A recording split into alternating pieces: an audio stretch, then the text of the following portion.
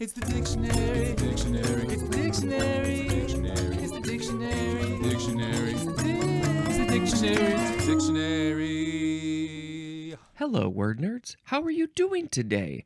My name is Spencer. Welcome to the dictionary. I am recording this on January 19th, 7:05 a.m.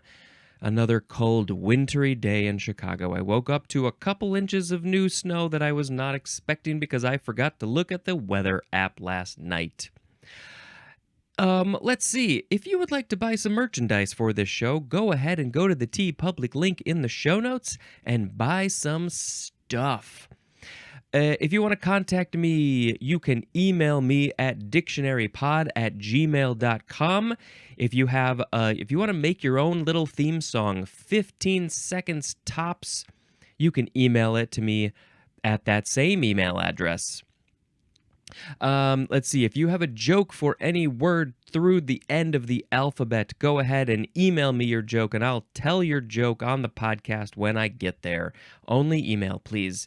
You can follow me on social media at dictionarypod, also at Speejampar, Spejampar.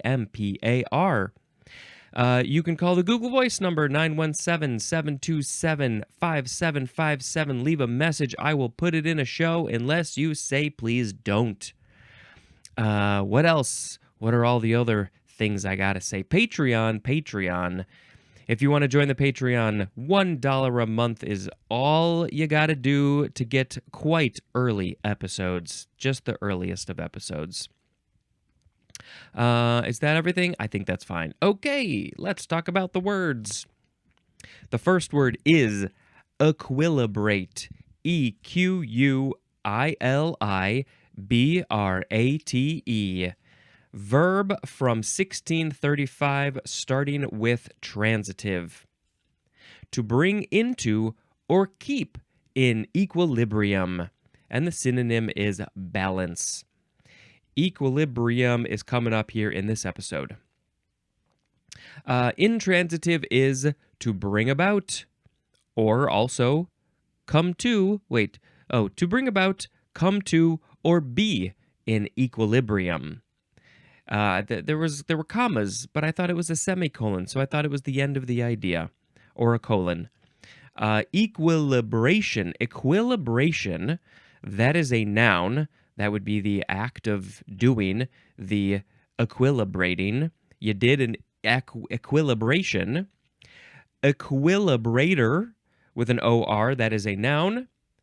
The one who needs equilibrium. And then equilibratory. I think that's how you say that word. Equilibratory. That is an adjective. Wow. All these different forms of a fun word to say. Bringing into equilibrium, keeping equilibrium, going into equilibrium. Yeah, all that stuff. Okay, I need to make a sound effect. We're just gonna go. The next word is equilibrist, equilibrist, or equilibrist. Noun from 1760. One, as a rope dancer. That's an example. What's a rope dancer? One who performs difficult feats of balancing. And now I need to look up rope dancer. There are so many different possible. There's a song called Rope Dancer. There's pictures of these people doing those aerial silk dancing. Is that a rope dancer? Wait a minute. What is this? There's also people on a tightrope. That's obviously, there's a lot of balance involved with tightrope. Do you dance on a tightrope? There's this. Rope dancing is the general art and act of performing on or with a rope. There are a variety of forms and techniques. Chinese jump rope, rope sliding, skipping, slack wire, tightrope walking, just anything with ropes. The Greeks called the rope dancers skinilbites or calobates. Okay. Something about balance. Lots of different types of things with balance. An equilibrist. Equilibristic. That is an adjective. Okay. Yeah, this is an interesting one. Rope dancing. Feats of balancing. Definitely tightrope. Definitely tightrope. Okay. Boop, boop, boop. Next is equilibrium or just equilibrium. Noun from 1608, 1a. A state of intellectual or emotional balance. And the synonym is poise, as in trying to recover his equilibrium. He had intellectual or emotional balance, and then he lost it. He just tripped over and fell, and then he lost his mental, emotional, intellectual equilibrium. And now he's trying to find it back. Find it back. He's trying to find it again. Get it back. Get back. Okay, 1b. A state of adjustment between opposing or divergent influences or elements. These things are divergent against each other. They're contrasting in some way, and you're trying to adjust them to be more balanced. I think that's what that's saying. Adjustment between opposing or divergent. Yes. Okay, that's equilibrium. 2. A state of balance between opposing forces or actions that is either static or dynamic. And there's a whole bunch of parentheses in this one. So the example of what's static is a body acted on by forces whose resultant is zero. So there's a thing that's just there. Some forces act on that thing, but nothing happens, so it's static. A state of balance between opposing forces or actions that is either static, something that the forces are on the thing and the result is zero, or dynamic, as in a body acted on by forces. Nope, that's the wrong line. As in a reversible chemical reaction when the rates of reaction in both directions are equal. The rate in both directions is the same thing, so it's in equilibrium. It's in balance. That's what we got to know. So number 2 is the state of being in balance, and then 1b is the state of adjusting to get to that equilibrium state, I think. Okay, and then number 3 is the 6a definition for the word balance. Just go back and listen to that one. The etymology specifically is from the Latin equilibris or equilibris, which means being in equilibrium.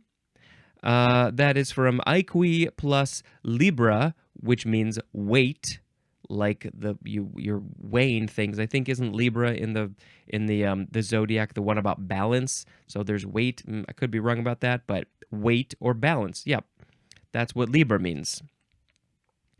Equilibrium, equal balance, equal weight. That's what it is. It's equal weight, so it's in balance. We're all looking for equilibrium. Sometimes we don't have it. We get it, though. Like, if you don't feel balanced, sometimes you feel real good, and sometimes you don't feel real good. Like, just a couple of days ago, I came home from work, and for whatever reason, I was just like, bleh, I feel bleh. But then the next day, it's like, I feel fine. I feel good. So, you get your balance, you get your equilibrium just by living your life. It's all going to end up balanced in the end. Boom, boom, boom, boom, boom. Equilibrium constant. 2 words, noun from 1929. This is a number that expresses the relationship between the amounts of products and reactants present at equilibrium in a reversible chemical reaction at a given temperature. Something about chemistry, science, all those fun things. A number that expresses the relationship between the amounts of products and reactants present at equilibrium in a reversible chemical reaction at a given temperature. You got a temperature, you got a chemical reaction that is reversible somehow. I don't know how that's possible. And then at that point, there are reactants and products in that area. Trying to describe this, but it's probably worse. And there's a number. There's a number that expresses that balance. So that is the equilibrium constant. How do you use this equilibrium constant? What? Oh, look, we've got some fun formulas. That's not gonna be helpful in the next 5 seconds. Yeah, some long formulas. There's micro constants. Yeah, you gotta delve deep into the chemistry and maybe even some calculus to understand. We got Greek symbols and lots of things, and yeah, you know what? It's probably real simple, but not for today. Bum. Next is equimolar or equimolar. Yeah, it's spelled like the molars in your mouth. This is an adjective from 1881, number 1, of or relating to an equal number of moles. Some of you are like, what are we talking about? Teeth and moles, the animals? No. As in an equimolar mixture. And this, I believe, also goes to chemistry. I think there's a mole number, right? What's the mole number? I think, not mole, mole. Yes, mole. A mole is defined as, get ready for this number, 6.022140076 times 10 to the 23rd, which means you take that decimal point and you move it 23 spaces to the right. Yes, is it also Avogadro's number? I think so. So here's a picture. One mole has 1, 2, 3, 4, 5, 6, 7, 8, 9, 10, 11, 12, 13, 14, 15 zeros. And then we have the number 602214129. So 6022141290000000000000000. It looks like it's a 602 trillion, something like that. You use this in the chemistry. Its mole is defined as that number of some chemical unit, be it atoms, molecules, ions, or others. I don't remember why this is an important number. It seems random. I don't think it is. It's a thing. But back to equimolar, we're relating to an equal number of moles. So I guess on one side you got 602 trillion atoms, and on the other side you got 602 trillion atoms, and so they are equimolar. Sure? Number 2, having equal molar concentration. Yeah, that's about as far as I can dig into this. How about we put a link in the show notes for this equimolar and moles in general, Avogadro's number, and then also equilibrium constant. That would be a fun one to put a link in the show notes for as well. Boom. All right, we're moving on a bit from the equal chemistry things. We are now moving into equine or equine. EQUINE, adjective from 1776 of relating to or resembling a horse or the horse family, which in the previous episode we learned is the equids. The horse family are the equids. The horses, the zebras, the asses, the donkeys, the other things that are not around anymore. And what are some other ones? Can I think of any other little ponies? Ponies.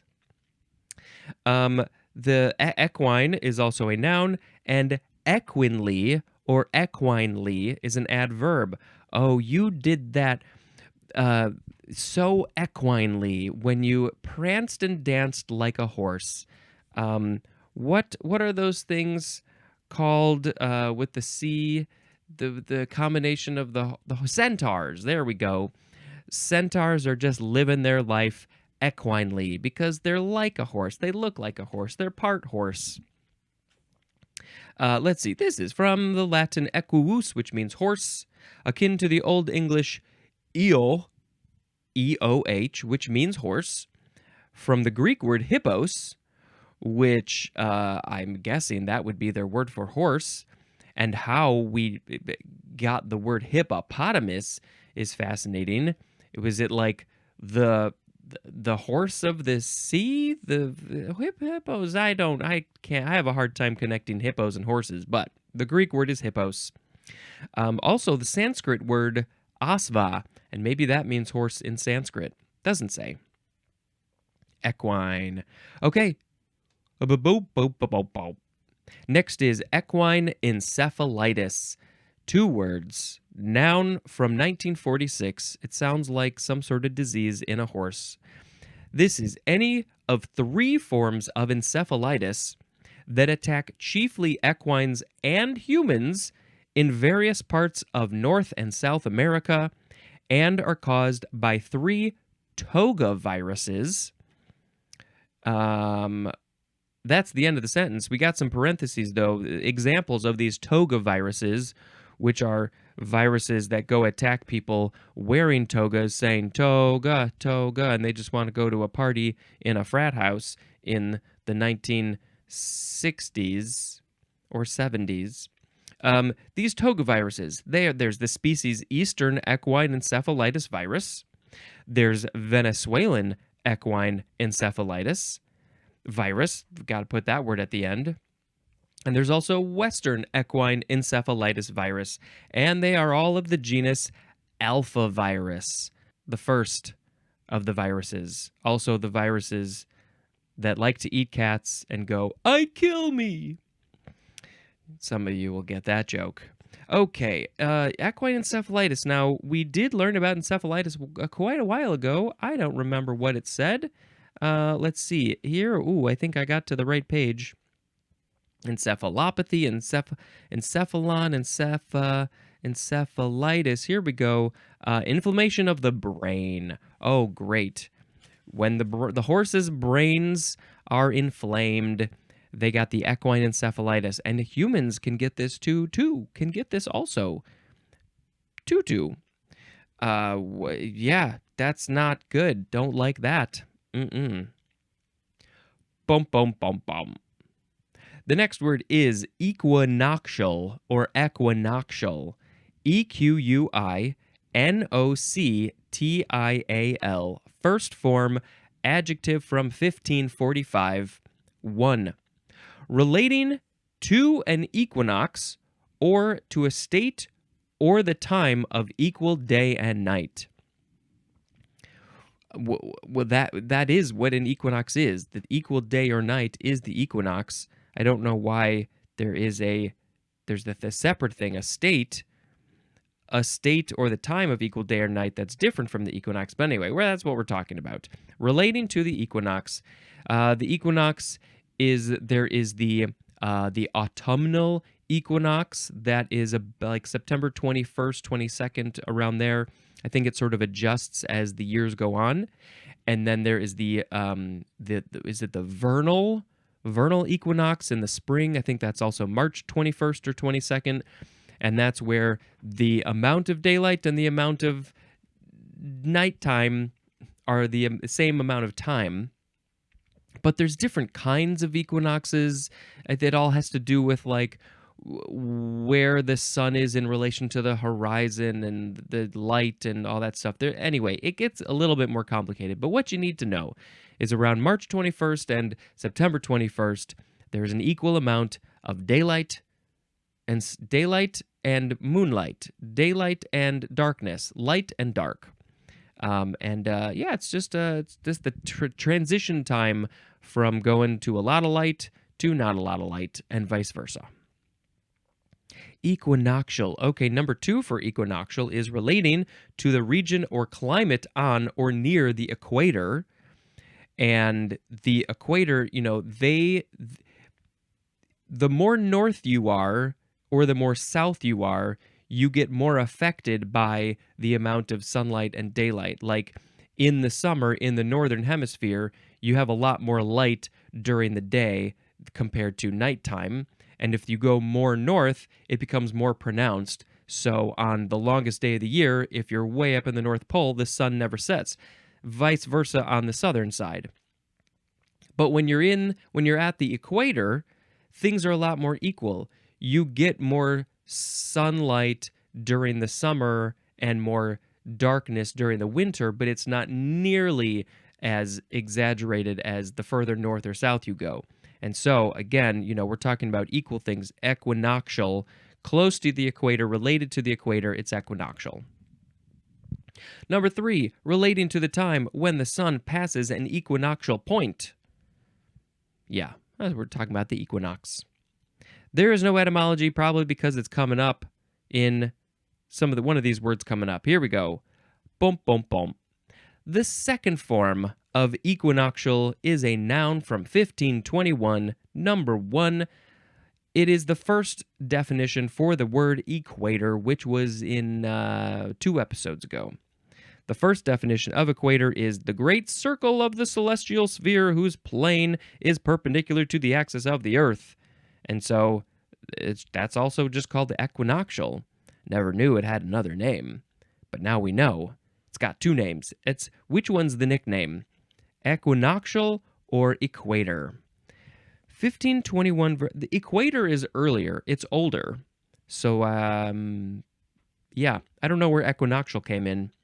Number 2, an equinoctial storm. Any storm, this is probably, I would think this is around the equator. A storm at the equator would be an equinoctial. Could also be on the equinox, and so it's doubly equinoctial storm. An equinoctial storm. Okay.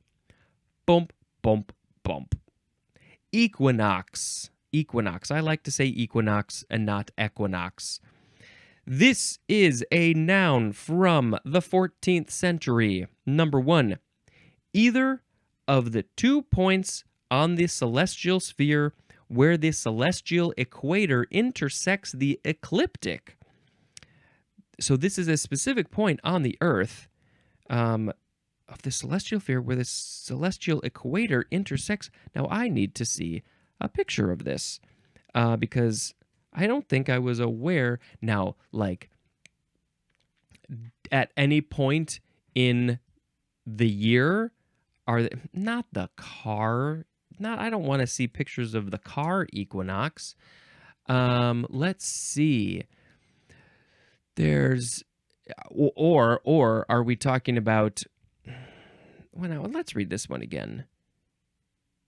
Either of the 2 points on the celestial sphere where the celestial equator intersects the ecliptic. I think actually what this is saying is the celestial sphere, I believe, is maybe the route that the Earth takes around the Earth. And so there are 2 points on that circle where the sun and the night are the same. So I'm looking at this picture over here, and at March equinox is over here, and then the June solstice is over here, where that's the longest day of the year. And then the September equinox is down here. That's where, again, the light is the same. And then the December solstice is over here, that's the shortest day of the year. And the northern hemisphere, everything's backwards on the southern hemisphere. So it could be that. It could be that, or are these physical points on the sphere itself, on the planet? That one I'm not so sure about. Got to dig a little bit deeper maybe. But we have more. We have number 2, either of the 2 times each year, as about March 21st and September 23rd, when the sun crosses the equator and day and night are everywhere on Earth of approximately equal length, as close as possible. There's probably like one moment during that day where it's all equal, where the sun is in the exact right spot. Say, everything's equal here, but, close enough. Within a second, I'm sure. It's less than a second, probably. Yeah. If you don't know about the sun going around the Earth and everything, how that's affected, and the moon and all those things, go learn about those things. It's pretty fascinating. Okay, I think we just need to read the etymology for equinox now. Why did they name the car the Equinox? What's the point of that? Is there the same amount of light and dark on this Equinox car? I don't know. This is from the Middle Latin equinoxium, which is an alternative of the Latin aequinoctium, which is from the equi prefix, which means the equi prefix, which means equal. Also, the word prefix noct or nox, which means night. And there's more at the word night. Now, what's interesting is that it's basically means equal night, but it doesn't say anything about the day. You'd think that they could have gotten the word day in there, equal day and night. Day and night are equal. Why the word night? Why not put in the word for day? Equal day. What? I don't know. This is just what they came up with all those hundreds of years ago. Bump, bump, bump. Next is equip, first form. This one is a transitive verb from 1523. 1. To furnish for service or action by appropriate provisioning, as in equip an army. The army needs, you gotta, if you got, maybe you're playing like a role-playing character, a video game or something, you gotta equip your character with stuff. You can't just let them roam free in Final Fantasy without any sort of things. They need their things. They need their weapons. They need their shields. They need their armor.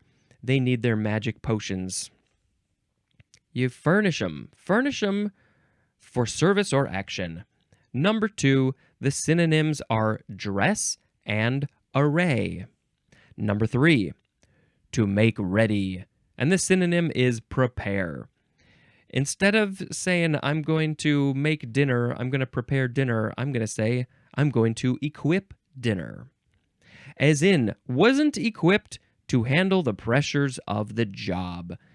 They were not ready. They were not prepared for the pressures that came with the job.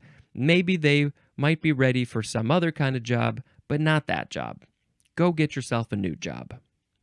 A synonym is the word furnish. Just not literally couches. Maybe sometimes couches. Maybe we got to equip our living room with couches. But no, it's just giving a thing. I'm furnishing you with some stuff. This word is from the Anglo-French échapper. I don't know how to say these French words, or these Greek words, or these Sanskrit words, or any other words. Échapper, that means to load on board a ship. Specifically, that's a very specific definition. Also, embark, or outfit, or man. All of those things that word means. To load on board a ship. Number 2, embark. Number 3, outfit. Or number 4, man. All of those things. It is of Germanic origin, akin to the Old English scipion, which means equip a ship. Equip a ship. The ship needs to be equipped, so we're going to equip it. And then it's also from skip. This is still Old English, skip, which means ship. So you put the other letters on. You got to equip that ship. That ship is not equipped. It's not equipped. We're not ready for the pressures of the ship. We got to be equipped. Okay, enough of that nonsense. Bump, bump, bump, bump, bump. The second form of equip is an abbreviation for the word equipment, which is not the next word. It will be in the next episode. But here's the last word of this episode. Equipage. Equipage. E-Q-U-I-P-A-G-E. It looks like equipage, but it's equipage. Noun from 1573. 1A. Material or articles used in equipment, and the synonym is outfit. Material or articles used in equipment. So what is your equipment? Maybe you got some bats and balls and clothes. I mean, literally, your uniform, your outfit, what you're wearing is part of your equipment. So I guess the stuff that makes up your equipment is the equipage. 1B, this is archaic, so 1B1, a set of small articles as for table service. Small articles for table service. So I would think of like the cutlery maybe would be the equipage, the equipages. Um, but they're small articles, small things. Yeah, cutlery is some of the smallest little thing. Maybe a tiny little teacup. I'm a tiny little teacup, short and stout. I'm also called an equipage. 1B2, this is still archaic. The synonym is etui. E-T-U-I. I don't know this word. We will get to it later. 1C, the synonym is trappings. Is this when you are literally hunting? You got some trappings? What other trappings? I don't know. It's your equipage. Number 2 is also archaic. The synonym is retinue. Number 3, a horse-drawn carriage with its servants. Not the carriage itself and not the servants itself. All of them together are the equipage. But also, such a carriage alone. Oh, I'm sorry. Yes, the carriage alone, all by itself. A horse-drawn carriage by itself can be an equipage. For that one, I believe the etymology would be coming from the word horse. That only makes sense. These other ones, though, I'm not so sure. Maybe. No. I don't know. I don't really know why this word is this word, equipage. Figure it's probably related to equipment, but there's no etymology for equipment, and so maybe we'll never know. But yes, I do believe there is a horse connection, at least for that carriage. Okay, let's pick a word of the episode. Today we had equilibrate. Equilibrist or equilibrist, yeah, that's good. Equilibrium, equilibrium constant, equimolar or equimolar, equine, equine encephalitis, equinoctial, equinoctial, equinox, equip, and equipage. The equinoxes are a very fun time of year. I don't know why, they're just so good. I think because I was interested in this, it's a fun word to say. I think I'm going to pick equilibrist as the word of the episode because it's all about feats of balance, balancing with a rope.